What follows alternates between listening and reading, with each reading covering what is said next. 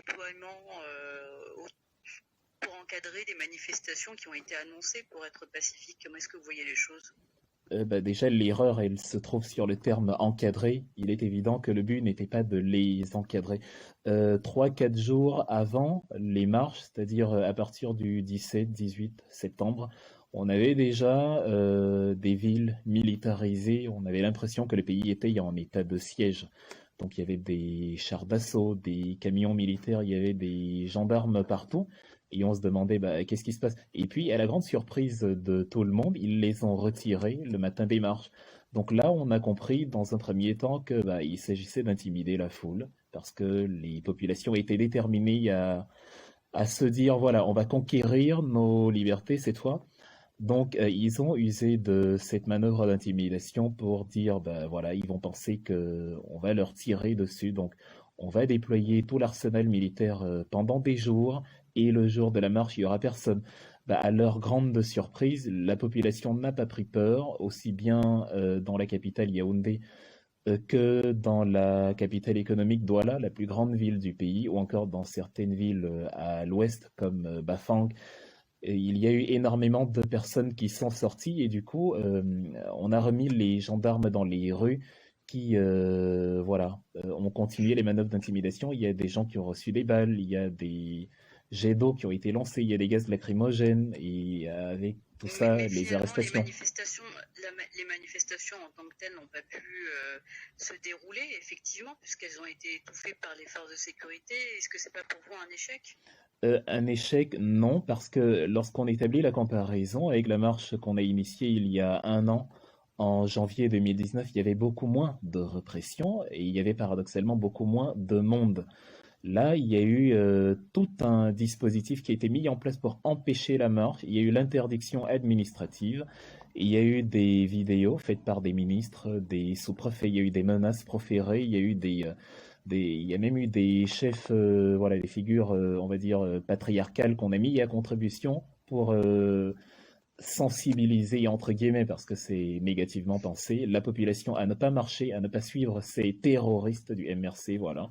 Mais la mobilisation, elle a été très grande. À Douala, le matin, on avait approximativement 2000 à 3000 personnes dans un quartier populaire de la ville qui avait fixé un itinéraire de marche et c'est à ce moment-là que les gendarmes sont réapparus pour disperser. Alors nous, on est au fait de l'histoire des révolutions. On n'a pas oublié comment ça s'est passé dans plusieurs pays. Je veux dire, lorsque Mahatma Gandhi a fait la marche du sel en 1930, au départ, ils étaient 78.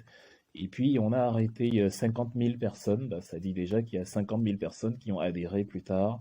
Et puis, bah, la marche en elle-même, elle n'a pas conduit à l'indépendance de l'Inde, mais c'était la première étape vers un grand accomplissement qui a conduit au final à cette indépendance dont on se dit, la révolution, c'est une conquête progressive des libertés. Quand on dit révolution, on ne dit pas insurrection dans l'esprit de ce que le régime veut communiquer. La révolution du MRC, elle est pacifique, elle est ouverte à tous les Camerounais parce qu'on se dit, bah, on en a ras-le-bol d'un gouvernement qui n'a pas de programme politique, qui n'a pas de vision d'avenir, qui n'a pas de projet de société et on veut voilà, que les cartes soient remises à zéro pour que le peuple puisse choisir ses dirigeants. Donc les coups qu'on reçoit, voilà, là on se dit maintenant les Camerounais, ils sont gonflés, il y a de l'eau, ils sont très nombreux à dire bah, il faut qu'on relance les prochaines, dans les prochains jours de prochaines marches. C'était impensable il y a un an. Après la répression de la première marche, c'était voilà, c'était le silence absolu.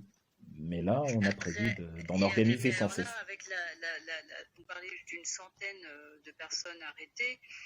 Quelles sont les prochaines étapes, vous, au sein du MRC? Est-ce que vous continuez votre mobilisation? Comment ça va se passer?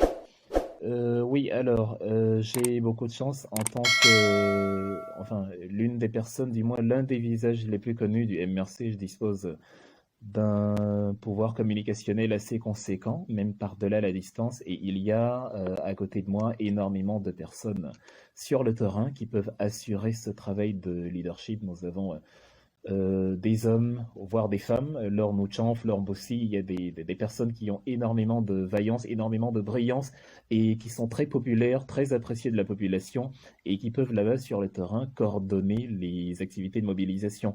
Donc on a prévu de les maintenir, de continuer sans cesse parce que voilà, on n'a pas prévu que ce serait facile.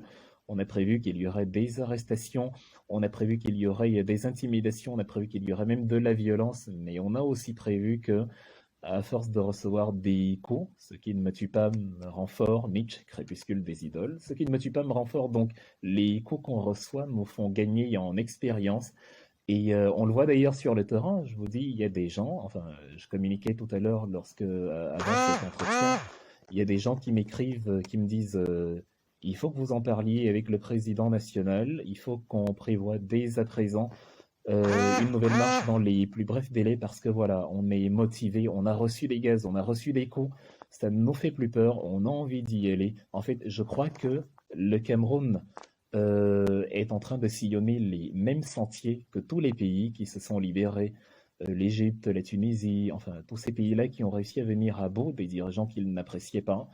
Voilà, on est en train de traverser ces étapes-là, la répression, les humiliations, mais en même temps le gain de confiance, la détermination renforcée et la conviction que, à force de résister, nous allons aboutir aux résultats escomptés.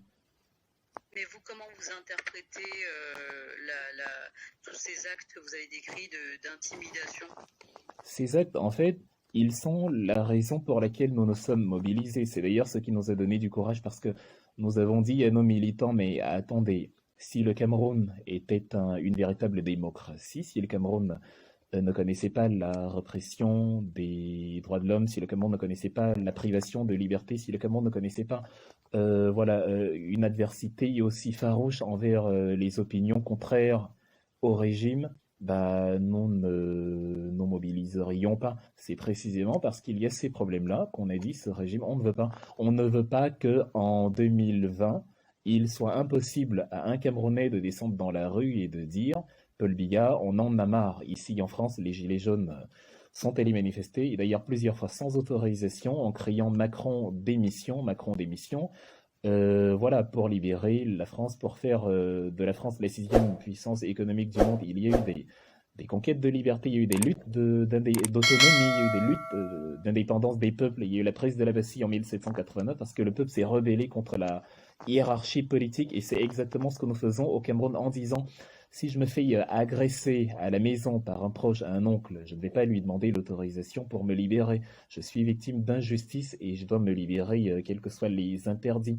Donc ces exactions qui sont commises par les forces de l'ordre au Cameroun nous rappellent la raison pour laquelle on se mobilise et ça renforce notre détermination parce que le projet, c'est d'avoir un Cameroun qui est délivré de cette répression et où l'expression contraire est permise et l'histoire pourra retenir que bah, nous avons fait partie de cette bataille. Quel est l'état d'esprit de Maurice Kamto? Donc actuellement, Maurice Kamto, et c'est d'ailleurs l'ironie de la chose, il a été empêché, quasiment assigné à résidence.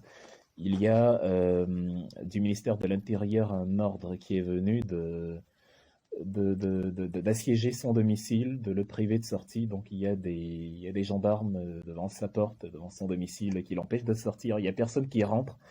Ça fait plusieurs jours que ça dure et c'était le cas le jour de la marche, donc le 22, ce qui fait qu'il n'a pas pu sortir, sachant la capacité de mobilisation qui est la sienne.